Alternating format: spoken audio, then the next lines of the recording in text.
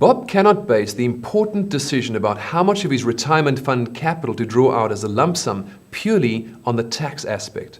It's important that he also thinks about how easy it is for him to get his hands on his money in the future when he needs it, to do things such as replace appliances, replace motor vehicles, visit his children and grandchildren who are now living overseas.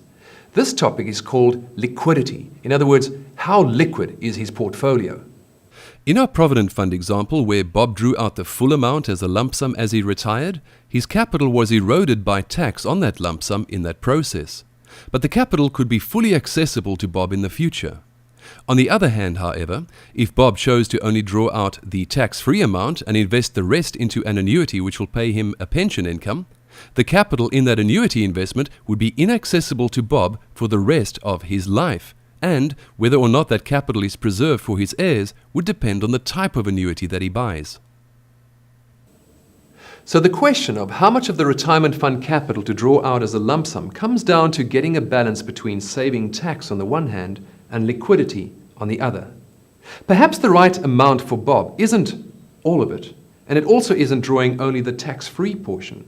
Perhaps the right amount for Bob implies that it would actually make sense to pay some tax on the lump sum. You see, it means creating a balance between saving tax on the one hand and on the other hand, making sure that he has access to enough of his money when he needs it in his future.